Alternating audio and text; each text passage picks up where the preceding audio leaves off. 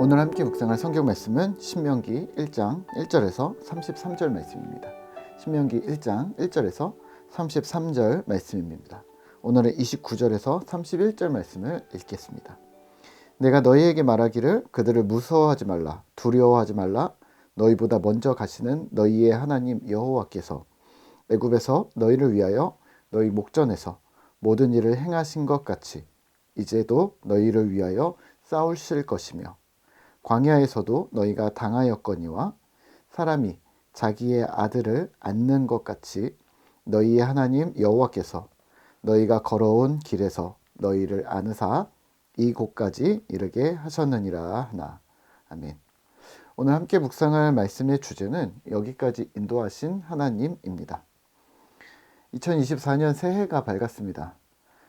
성탄이 우리 기독교의 시작 시점이라면 양력 1월 1일은 지금 우리가 사는 시대의 전환점입니다. 이 새로운 시점에 신자인 우리도 한 해를 계획하고 지난 1년을 반추하며 새로운 기회와 도약의 시기로 삼으시면 좋을 듯합니다. 그런 의미에서 우리 꿈터 공동체도 2024년 한 해 주님의 은혜와 사랑으로 한 해를 가득히 채우셨으면 좋겠고, 또 사랑이 기반이 되어 나보다 이웃을, 공동체를 더욱 사랑하는 그런 진실한 공동체 되시기를 기도합니다. 올 한 해의 키워드는 진실한 공동체입니다. 새해 첫날 오늘부터 우리가 묵상하고 있는 성경은 신명기서인데요. 1월 한 달간 가득히 신명기서를 통해 믿음의 방향을 세우시고 신앙과 삶에 흔들리지 않는 기준을 세우는 그러한 소중한 기회가 되셨으면 좋겠습니다. 우선은 신명기에 대해 오늘 조금 이해하고 시작하시면 좋은데요. 신명기는 모세가 썼습니다. 모세오경, 창세기, 출애굽기, 레위기, 민수기, 신명기의 마지막 책이고요. 영어로는 듀러로미, 두 번째 책이라는 의미를 가지고 있지만 원문에서는 율법의 복사본이라는 의미를 가지고 있습니다. 하지만 복사본이거나 두 번째라는 의미보다는 오늘의 말로 바꾸면 심화과정 또는 설명서 또는 해설서 정도로 이해하시면 훨씬 더 좋을 듯 합니다.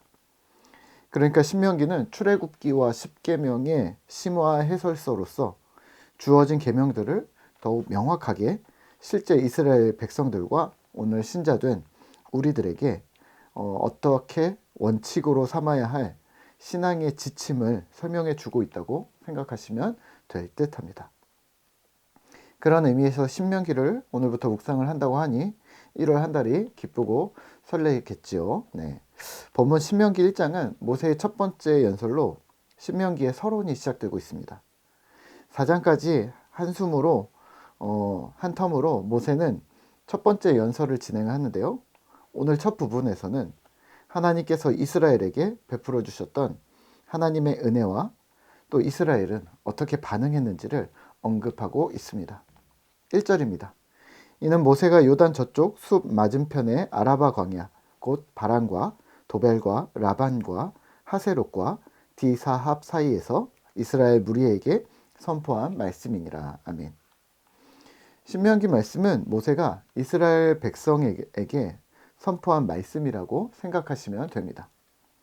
지정학적 위치를 먼저 설명하고 있는데요.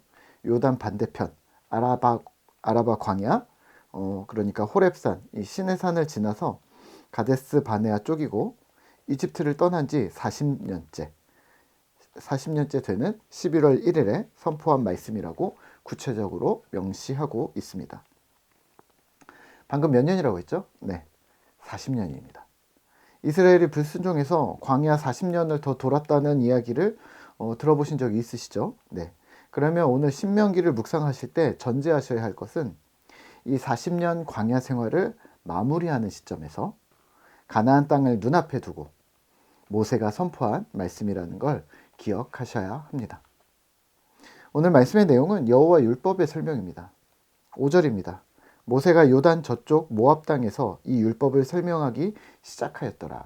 일렀을 구체적인 내용은 이렇습니다. 8절입니다. 그 땅을 차지하라.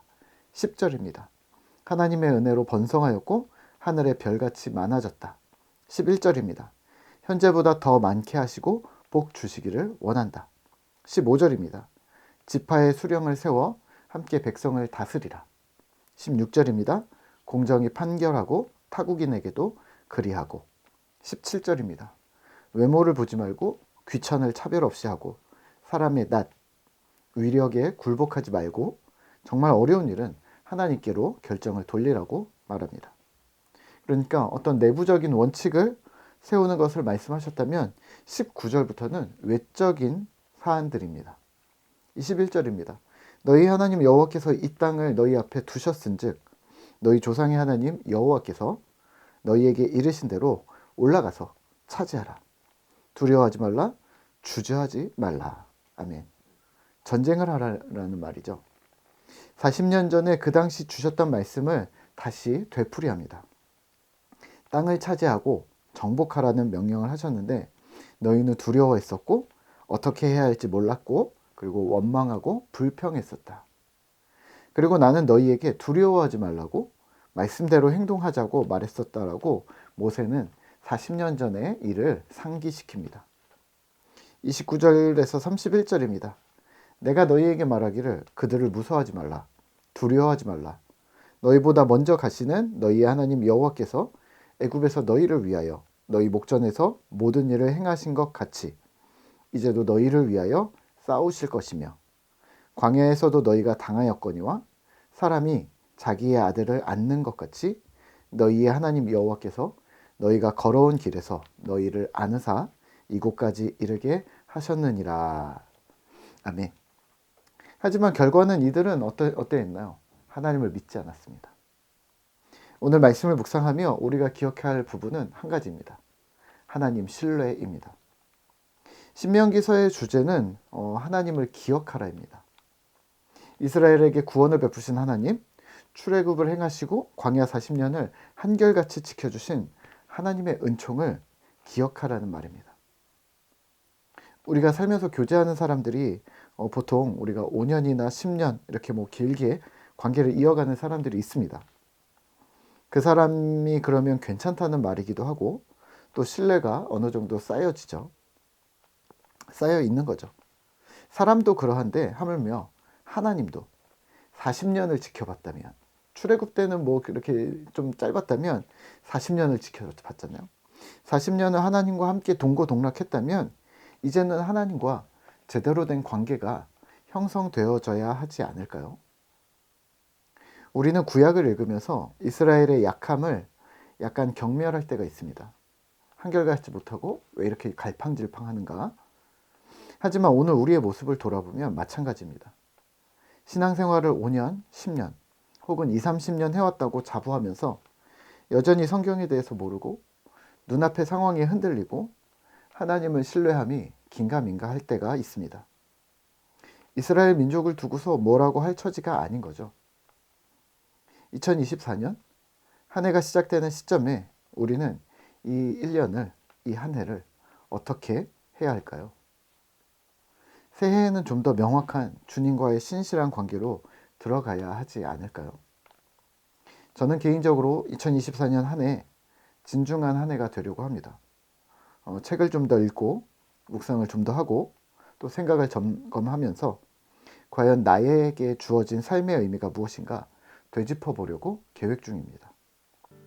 새해가 시작되는 시점에 우리 각자가 또 새로운 한 해가 되도록 기쁨의 한 해가 되도록 주님의 방법으로 삶을 살아가는 한 해가 되시기를 기도하겠습니다.